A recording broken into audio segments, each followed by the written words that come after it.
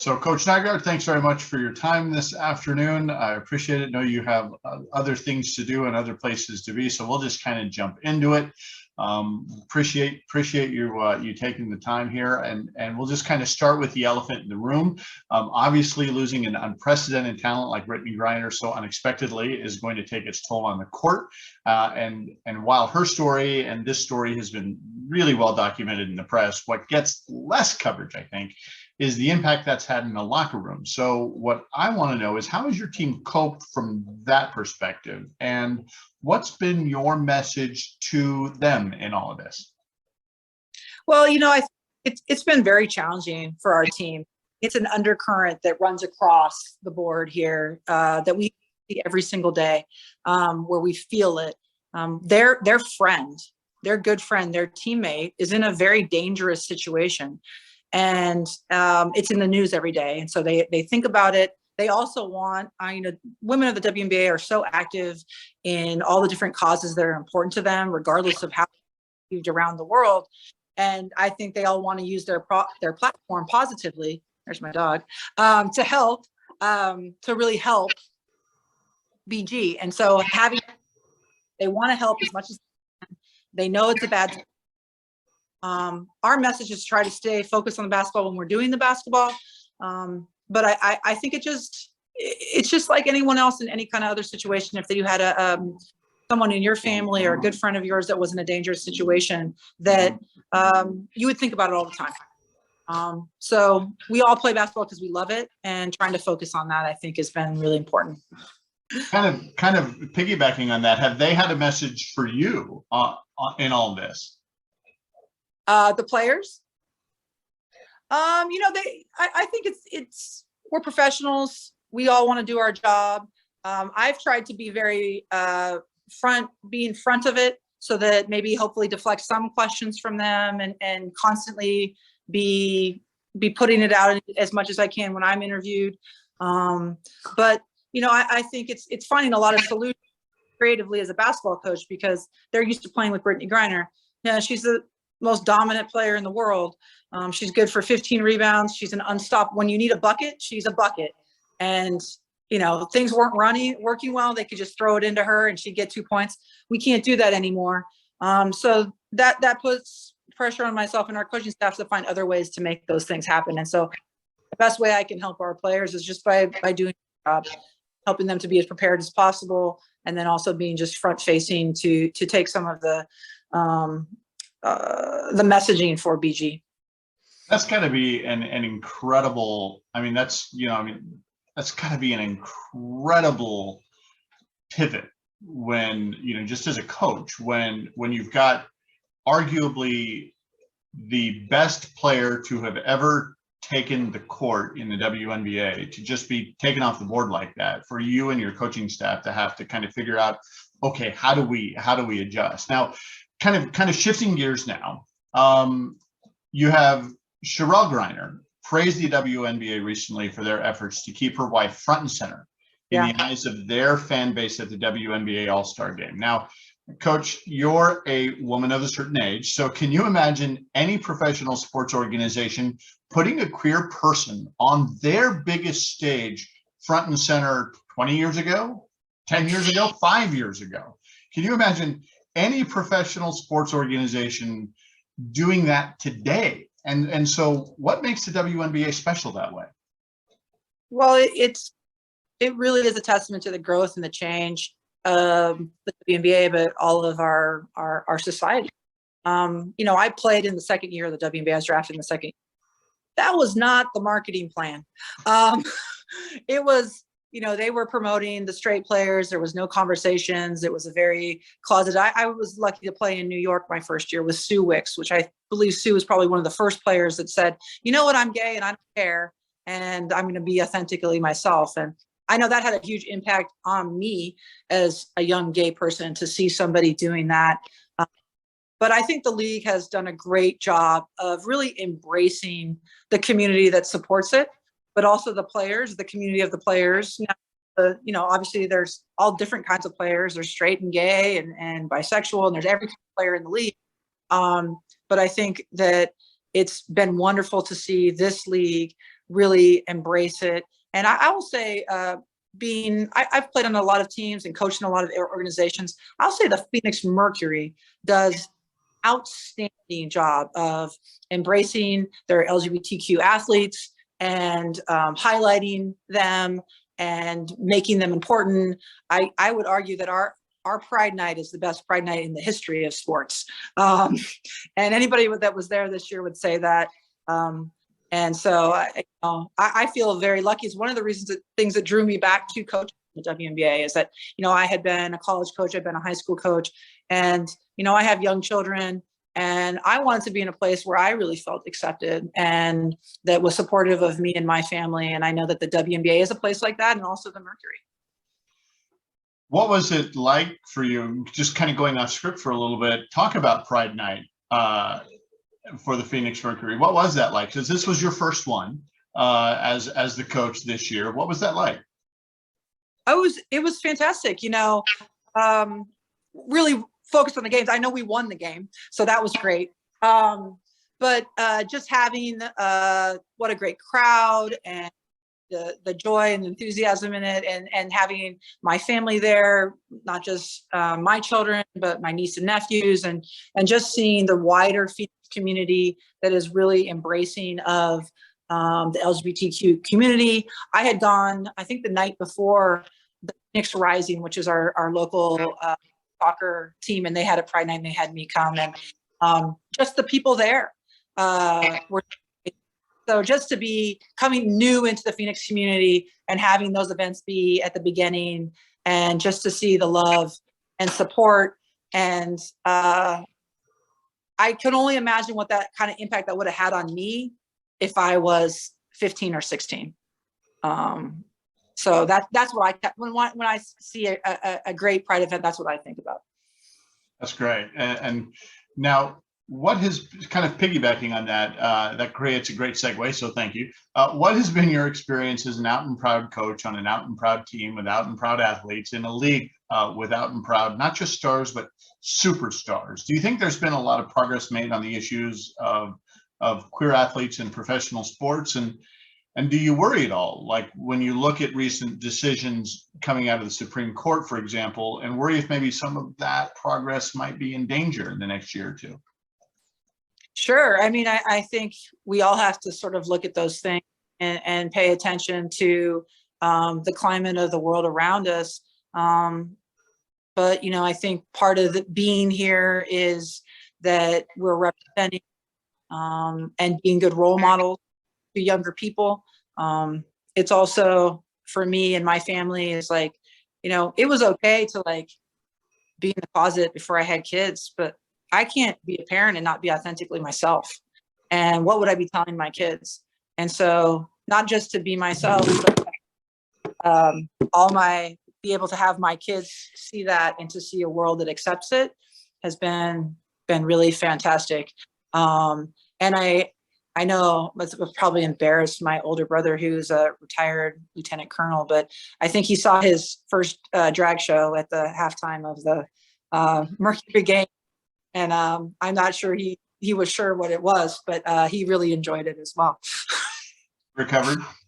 He recovered. No, he loved it. That was great. He says the best show he's ever seen. I was like, you're right. That's great. Now here's a kind of a serious question for you. There are states where the WNBA has some teams that are, the states are pretty unfriendly towards the queer community. What's it like going into those places to play basketball, and does that weigh on your players at all? I think our players are pros, so they approach their jobs, and they're also going to games and spaces where the people are fans, and it's an accepting crowd and a loving crowd. I like myself, like I don't find trouble traveling around America and being a gay person. When I get to know people, I don't find an issue. And I do think sports fans really care about if the team wins or loses the most. I'm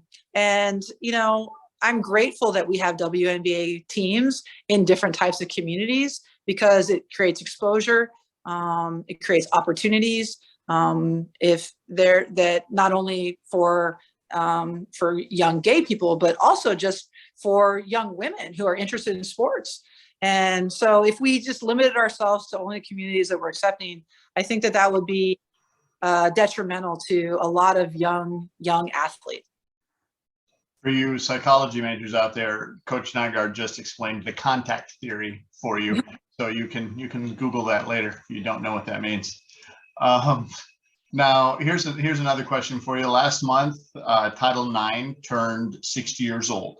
So while it hardly leveled the playing field, it did create more access where there wasn't any before.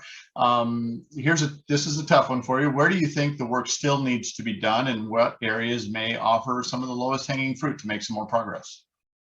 So I feel like I have a good perspective on this coming from my years when I was coaching high school in Southern California. It really starts at the youth and that high school level.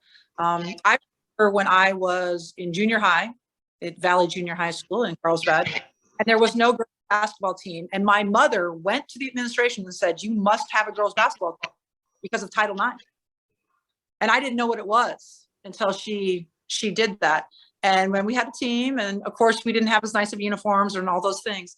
But what I found when I was coaching at the high school level is that there's a lack of commitment by the people running those youth sports to provide equal access opportunities. They think it's just enough to give the girls this, and they're not really committed. We need high school athletic directors and school boards committed 100% to equal equity and opportunity for girls. And it's the law. So the fact that, we're celebrating 50 years, my question is, when are we going to start enforcing the law? The law is only enforced when people say you're not enforcing the law. When some smart parent comes in and says, this law is not being enforced, you need to provide an opportunity for my daughter, that's the only time we're enforcing that. This is public schools. The university system has found a solution, right? They aren't allowed to have a bunch of athletes and not a bunch of female. There's all that controversy there that created more opportunities for athletes to collegiate level. Why is it not implemented in public schools? Why isn't it for our youth? And I just think because the people in leadership don't have a commitment to it. And we need more leaders of public education making this a priority, because physical fitness, access to sports, all the benefits of playing on sports teams, girls deserve those opportunities. And our tax dollars are going to it. So I think that that's where I know that we have a lot of issues in our country, but that's something that's close to my heart, that I feel like real change could be happening if we had our education really taking it to the front. It's almost like there needs to be like a Title IX watchdog, or like a diversity, equity, inclusion, and belonging kind of watchdog that takes a look at issues like Title IX and things like that to make sure that these things are being that the laws that we have in place are being enforced. Yeah, there's no enforcement way. So I'll tell you, when I was coaching high school, they had the championships. And this was the LaMelo Ball brothers were playing, and they let them play at the Honda Center, an NBA arena, and they put the girls' championship at like a Division III school. And they said separate was equal. And I was like, wait a second, hello, this is 2000s. We're not just saying that anymore. And to get them to understand and get them to change, with the support of, I'll give a lot of support to my athletic director at Windward School, Tyrone Powell, and the leadership of our private school, Windward School. But we had to go to the state CIS, to the State Board of Education, to get that fixed. And my team didn't even benefit from it because we didn't make the championship. But I did get letters from other parents of kids who got the opportunity this year to play in the larger venue, to the thing. But you're right, there's no enforcement mechanism to make sure that girls get opportunities. I had to go to the state office in the state of California. Like, it's just, we're just not taking it serious. So you were really sort of kind of helping to lead that charge then. That really is something that's important to you. I think it is important. Why should we have a law that has been on the books for 50 years? We have expectations of equity, and I think I benefited a lot from playing at Stanford, from playing for Coach Tara Vanderveer, who was very committed to giving us every opportunity and access to everything and fought for those things. And so I saw that firsthand. So I think sometimes that modeling really helps. as a person, but when I saw that the players and the young girls in my community weren't getting that access, then I was going to say something. But how many people just were like, you know, the next group, we'll do it for the next group. It has to be like a fundamental change within the organization. How important is it for queer and trans athletes to be visible nationally, and why is it important for you to be visible? I know we kind of touched on this a little bit, but I want to speak directly to that. Well, speaking for myself, I never thought of like visible, you know, as a member of the LGBT community or anything like that. That never came to me. But when I became to this position in this role, I find the reason it's important is for to see that there is positivity at the end, no matter what situations you face as a young gay person. We don't all have families that are supporting and loving, accepting of us. And to have people who have successfully navigated those worlds and came to a place where I've had success in my career. I have a loving family. And I think those things, it's important that you can see that there is joy and is good things to come. And I think that's probably the biggest part. For me, that's the reason why I would say anything or why I would even be front facing in any way, provide some hope for that kid who's maybe at home and it's just like, and I think across the board, I think we're blessed in this time, but also cursed. But the access that is provided to people so that they can have exposure and people can have access to a lot more things. And I think it's just, nobody's going to be their best unless they can be authentically themselves. I know I wasn't my best until I was authentically myself. And to deprive anybody of that is a crime. And so we want our athletes to be role models, also want them to be themselves. And everyone deserves to be loved for who they are and what they bring. We are all connected. I was reading a book the other day that said we share 97% of the same DNA with every other human. 97%. There's only 3% of us that's different from anyone. And think of all the different ways we can be different. Size, everything about us, right? About us can be different. The way we speak, our hair color, and that's only 3% of who we are. We have so much in common. We have so much sameness, but we're looking for difference when we should just, the uniqueness, that 3% should be celebrated. And that's what makes us special. And I find it hard to believe that we shouldn't be having everyone be able to have a space to be who they are. Let me give you thanks for that. Let me give you an opportunity to give kind of a shout out now. I don't know if you saw the last question on my list, but one of my favorite things to do is to ask pro athletes and coaches about their mentors, people who kind of really impacted them who aren't household names. Just kind of give a shout out to one or two people who kind of maybe we're not going to read about in the sports pages, who kind of helped you get to here. Who are they and what did they? I mean, I think about those great high school teachers I had that taught me how to write and reading. I'm a big reader, and I had some great teachers, even one who helped me write the Stanford. So maybe she's part of it, but she was great. Her name was Frank, and she had this tremendous amount of energy and was just fantastic. I remember if kids were late to class that they would have to do a dance and we would pound the desk, and she just had so much enthusiasm and energy for life. And she recognized, I remember I had gotten to Stanford, they wanted me to do it during my junior year. And of course I had no interest in doing a college application during my junior year. And I sort of mentioned to her, I have to do this. And she was the one who was like, no, like grabbed me. She's like, no, we're going to do it right now because you could go to Stanford. And I didn't know it was a big deal. And I didn't understand. But she did. And so she really sat me down, helped me pick a theme, helped me put it together, maybe wrote part of it, but I did get in. And so just like that kind of just love and care. And I know that when I was working with younger athletes, and now that I'm also a parent, that extra care that she put into me as a person, I do want to pay that forward. You know, with the young players that I've worked with in the past, but also my own children and their friends.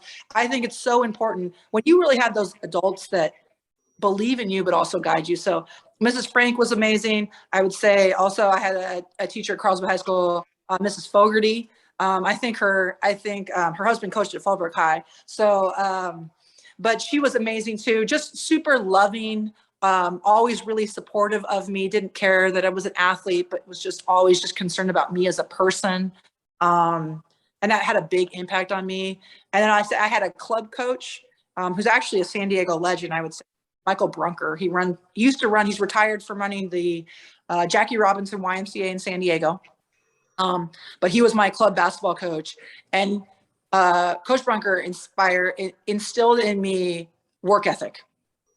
He was the first person to be like, no, this is how it's actually done. And he's always continued to be a supporter of mine and an advocate for me, and just awesome. And he's in a San Diego legend. I didn't know he was a legend at the time. So I hope that I can have that kind of impact on some people as well, and provide that inspiration, because it was so important. So if we can kind of circle back to that a little bit to talk about their outreach to the community, let's kind of circle back to engaging that fan base in particular, and what are fans in Phoenix who are part of the community, and anybody who just happens to be in Phoenix who is part of the queer community going to find when they come to a Mercury game? So I'll say our fan base is known as the X Factor. And the longer I've been here, what I figure out is the X stands for anything. You can be anything. And I think that's what I've found from the players on our team. They're who they are, the people that work in our organization, but our fans too. Our fans are themselves. And so it's a super inclusive community. Everyone is there just to support the Mercury. Of course, they're passionate sports fans and have their opinions and things like that. And our team has been here forever, since the founding of the WNBA. So some of them have been there from the very beginning. But I think what's so interesting about it is it's such an eclectic group.